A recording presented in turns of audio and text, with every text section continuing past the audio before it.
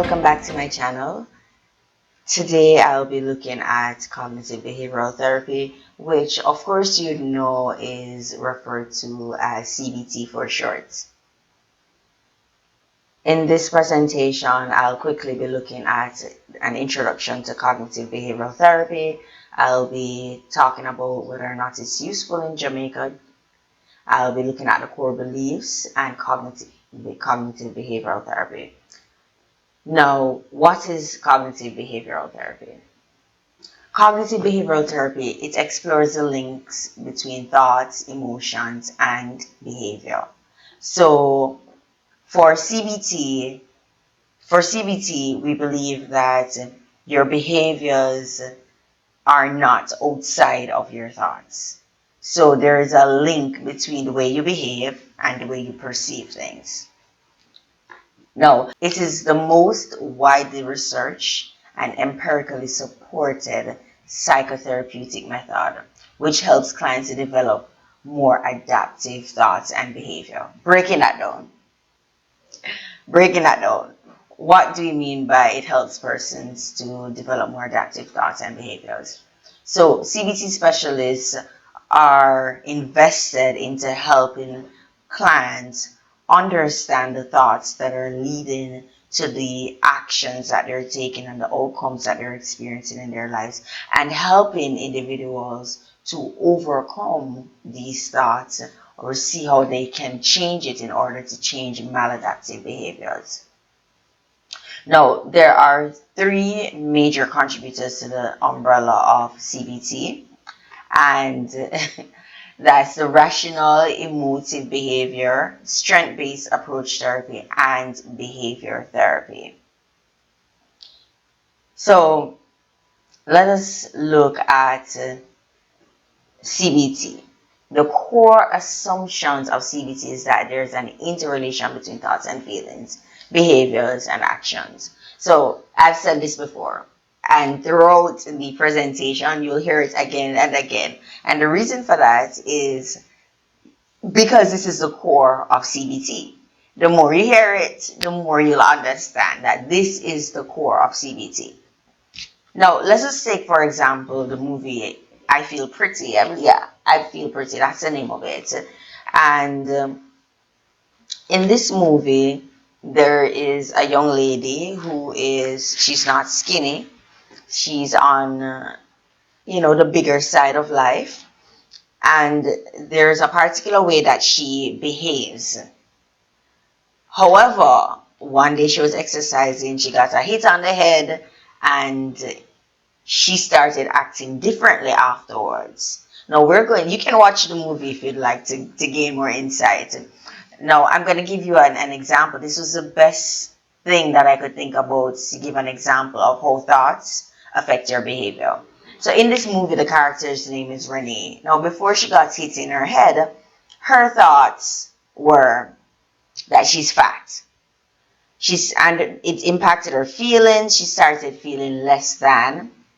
Her beliefs were that men don't see her the way they see slim, pretty girls. And she believed that she's ugly and she's taking up space and no one wants her to be there. All right? Because of those thoughts, feelings, and behaviors, her actions were, she behaved as if she didn't deserve to be where she was. She behaved like someone who was an inconvenience, and she behaved like someone that nobody really cared about. And she acted undeserving at work. Now, after she got the hit on her head, look at this. The character Renee, she was still in the same body that she believed to be the problem. She was still in the same body, but she got up thinking, I'm beautiful, my body's hot. Her feelings were that she was valued and she was desired. Then she started thinking and saying and behaving, like men want me. I'm a model. I am valued at work. They would be lucky to have me. Her attitude changed because she started to believe, she started to believe and see that she was beautiful. So she was like, I know you want my number. Yeah, you do. You want my number. Take it. Come on now. Don't back out of this. Literally, she did that. Now, that led to her actions of her being confident enough to flirt. She started enjoy being in a relationship and being loved. And at work, she started to command attention and success. Now, why did I bring this up? Why was this the example I chose to use? I chose this example because there was nothing different about Renee other than her thought processes. After she hit her head, she started to believe. She started to gain confidence. Before she hit her head, she had low self-esteem. She was insecure. But after she hit her head, confidence over the roof. She was happy about herself because she started to believe that she's beautiful. She saw herself as hot and whatever. And this is the core of CBT. As simple of an example as I could give. This is the core of CBT. Cognitive Behavioural Therapy says, it posits that if it is that there are core beliefs that are maladaptive, persons are going to in turn act in maladaptive ways. So in order to fix these things, in order to have a better routine, have a better life, have a better outcome, have better actions, what we ought to do is first start with fixing our thoughts. Okay, now, is CBT useful in the Jamaican context? Is it useful for the Jamaican culture? It is, and it actually is utilized in the Jamaican culture. CBT it's great for diverse cultures and is already used, as I said, in the Jamaican culture. It focuses on the client's thoughts and how it impacts their emotions, their behaviors. I told you I was going to be saying this over and over again, didn't I? Yep. Now, it's an approach that teaches clients how to identify maladaptive thoughts and behaviors in everyday life and adjust them. It's more affordable and long-term approaches. Why? And that is because you can see changes in as low as 8 sessions. So, why is this? A cognitive behavioral therapist is not just about, a cognitive behavioral therapist focuses on creating an alliance with the client, creating awareness also in the client. So cognitive behavioral therapists are, to some degree, a little bit of teachers, because we don't focus on just showing clients or allowing clients to see what it is that's happening in their lives.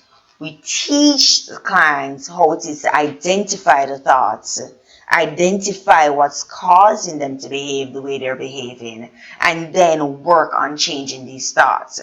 Now imagine that you see a therapist, and the therapist not just help you with this particular circumstance, but teaches you how to identify maladaptive thoughts that are causing you to behave negatively. What's the result? What happens when you get this experience? When you get this experience, when you go and you're no longer in therapy and you find yourself going through circumstances where you're like, oh, why am I getting so angry? Why am I behaving like this towards this individual? Why am I being this way? When you're in your regular circumstances outside of therapy, you would be able to utilize the skills and the techniques that a cognitive behavioral therapist would have taught you to identify those thoughts. You'll be able to ask yourself particular questions to see what your core beliefs are that are causing you to behave in the way that you do not want to behave. Now let's break it down. Cognitive behavioral therapy says that human difficulties stem from thought. Told you, I would be saying this a lot.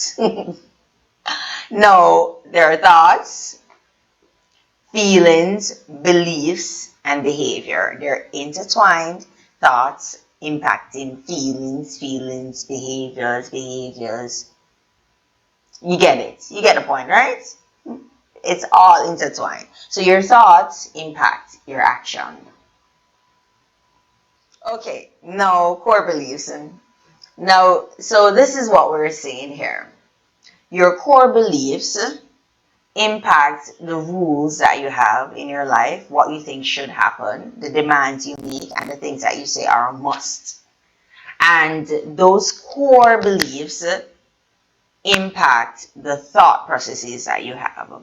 So a lot of people miss this in cognitive behavioral therapy. A lot of persons believe, teach, think, say that cognitive behavioral therapy is about, okay, the thoughts that I think. I think a random thought crosses my mind. Oh my God, I'm so wrong. Or some random thought crosses your mind and that thought impacts your behavior. That's what some persons teach. That's what some persons might believe from what I've been saying. But this here is to clear that up. When I say that cognitive behavioral therapy teaches that your thoughts impact your behaviors, what I'm speaking of are your core beliefs. And core beliefs are things that are embedded inside of your heart, deep down inside of you, that you believe, that sometimes you don't even know that you believe. I've spoken to persons before who have, significant levels of insecurities, have problems, in relationships.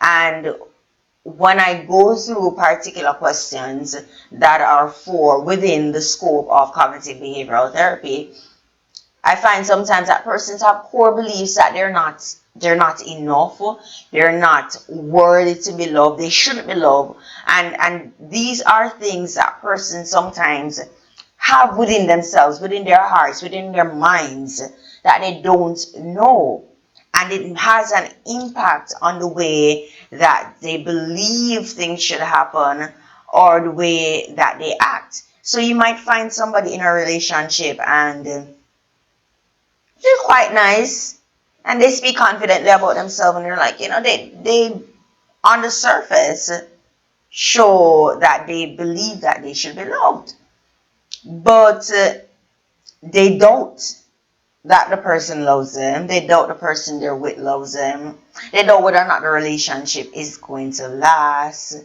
they doubt whether or not the relationship can last. They keep thinking, okay, when is the next shoe gonna drop? When is this gonna end? When are they gonna say, oh, something's just wrong here, you're not what I want? No, not every time somebody goes through this, that means that their core belief is that they feel as if they don't deserve to be loved or they cannot be loved. Don't get me wrong. But what I'm saying is there are times when this is the core belief. And this is just a mere example of how core beliefs in the back of a person's mind, their subconscious, can impact the way they feel, the way they act, and the way they act, they behave, same thing. And this is what therapists do. This is what psychologists do.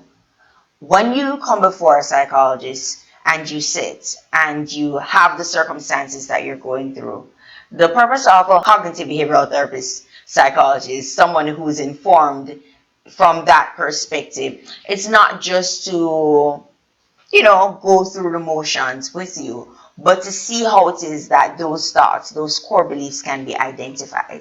Here's an example on the screen. I'm bad. This is the core belief. So this is an example of somebody who thinks they're bad. I'm bad. As a result of that, this is the way they think. These are the beliefs they have. They start, it's embedded in them. I must always be good. So this person try to be good. Always try to compensate, be good. Don't let anyone down. I should never make trouble. Avoid criticism. And then that leads to them saying, okay, this is totally a no. They start thinking my boss is right to be angry with me. I deserve to be criticized. So these are the ways how thinking I'm bad can impact someone's feelings. and impacts their beliefs about themselves. And you can imagine, if somebody believes that their boss is supposed to be angry at them, or they believe that they deserve to be criticized, then they might find themselves in a position where even when they're not deserving of anger, even when they're not deserving of someone perhaps shouting at them or belittling them, they'll accept it. Why? Because they believe that they're bad. So core beliefs are basic beliefs about ourselves or other people in the world. Core beliefs feel real, but they're not necessarily true. If irrational core beliefs go unchecked, best believe they can lead to negative thoughts, feelings, and emotions. So, in CBT, the focus is checking those thoughts, those irrational core beliefs, those beliefs about yourself that are not true, that are causing disruptions and maladaptive behaviors. Cognitive behavioral therapy is about stemming those, taking them away, and allowing you to understand why they were there, see that they were there, and learn how to replace those with irrational beliefs and thoughts. Now, there are clinical guidelines which recommend CBT treatment for many common mental illnesses.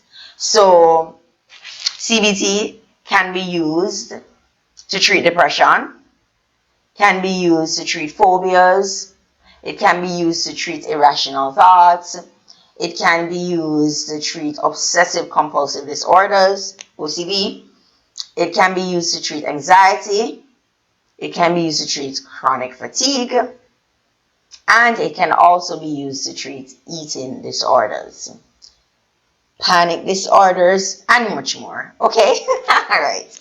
So CBT can be used to treat a lot of mental illnesses. The first step in cognitive behavioral therapy is the therapeutic alliance. So, an important part of the therapy is the relationship between the therapist and the client, because that is what will allow and help for the techniques that will be passed on and applied to work.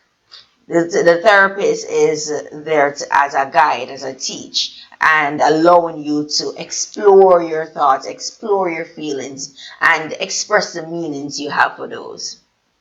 Now, the therapeutic relationship helps clients to frame their cognitive conclusions into testable hypotheses. Meaning, okay, so somebody says, if I drive in a car, because there are persons who are afraid of driving in cars. If I drive in a car, the car is going to crash. A cognitive behavioral therapist is going to take, hold on, my battery's dying. Let me save the day. Okay, in goes the plug. We're back. Okay. Alright, so a cognitive behavioral therapist would can help that individual to test the hypotheses. Really, if you go into a car, you're going to crash and die. How likely is this? Let's just think of the likeliness of this. Let's look at the statistics. How many persons go into cars versus a percentage of them that die because they've gone into a car? So cognitive behavioral therapists look at allowing clients to form their conclusions into testable hypotheses. I thought I plugged in the charger, but I didn't. Hold on.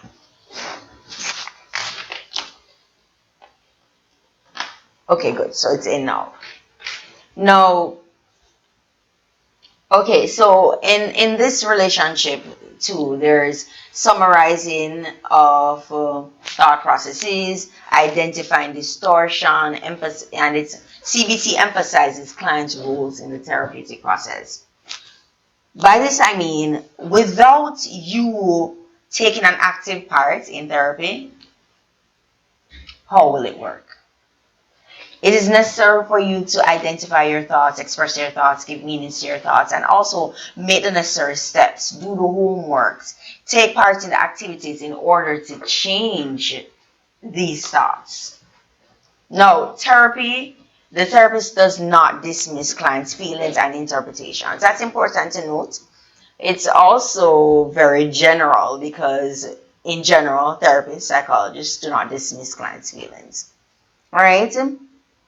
Now, let us take a look at the steps needed to change maladaptive behaviors. Okay. All right.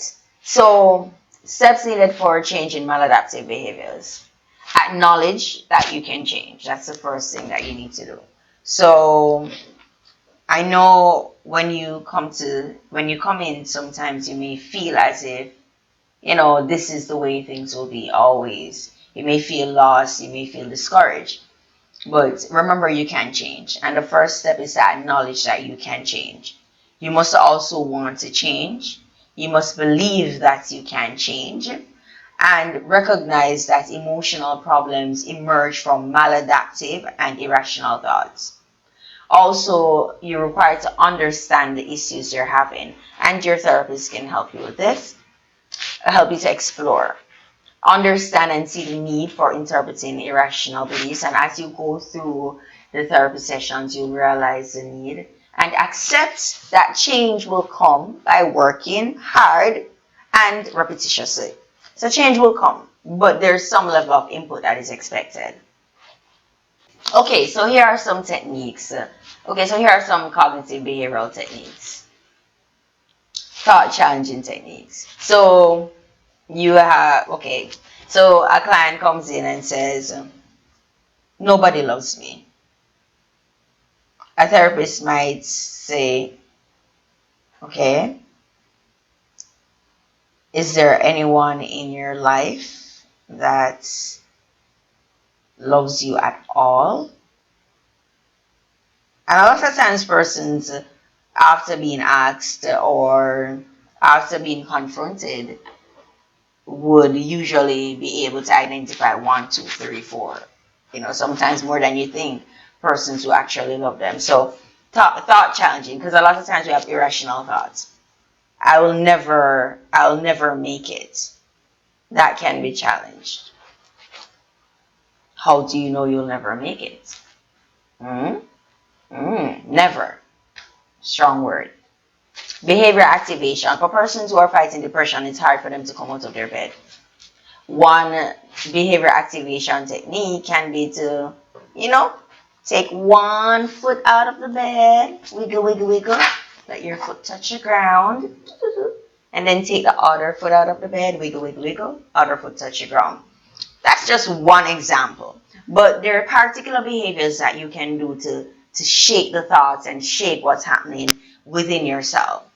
So behavior activation is one of the methods. Like, let's say someone who has an issue with procrastination and they have a 20-page document to write. One behavior activation can be write the first paragraph. Okay? Write the first paragraph. Then write the first page. And doing this will actually propel you to be able to push forward.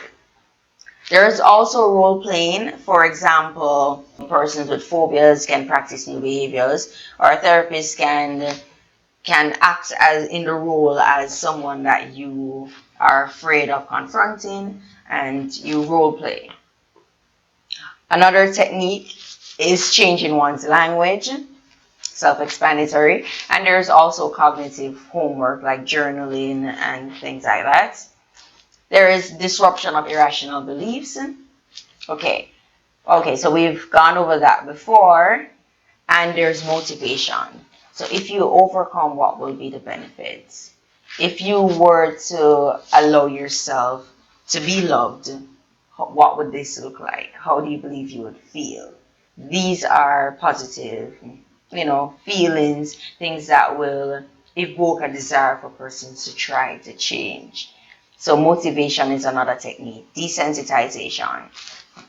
So for persons who believe that, let's say someone has a phobia for the rain, desensitization is about exposing persons to those environments, exposing persons little by little, of course, in proper ways to that which they might be afraid of, or allowing them to go through the feelings little by little to, slowly desensitize them about the matter. So for persons who believe that, okay, if they go into a car, they're gonna die, for example, you can start small by having them pretend they're in a car and go through that with them in the session, or they can start by stepping into a car, sitting in the car. The car might not be moving as yet, and take it up a notch, have the car move for a minute, be in the car, going into cars more often, taking cars, and gradually just desensitize them in relations to what it is that they're afraid of. Practicing new thoughts. Every time you have the feeling, I'm not good enough, you say, I am good enough. Or, I'm so unwanted. I am wanted, even if it's by myself. I want myself. Challenge those thoughts. Practice new thoughts. I'm never gonna make it. I'm not gonna finish school. I'm never gonna get a promotion. Oh yes, you will. I'm going to get a promotion. I am going to finish school. I can do it. Challenge, practice new thoughts. So that's it for now. If you have any questions, be sure to state them in the comment section. Let's have a conversation. And remember to subscribe to the channel so I can be encouraged to put more content out. I need a little encouragement here. Come on. Anyways, yeah. So subscribe, like, comment, and share. I hope to see you again. And I hope I've made cognitive behavioral therapy a little clearer for you. See you next time. Oh, therapy talk. Talk therapy. Therapy Talk Jamaica. I'm changing the name of my channel. Bye! See you guys.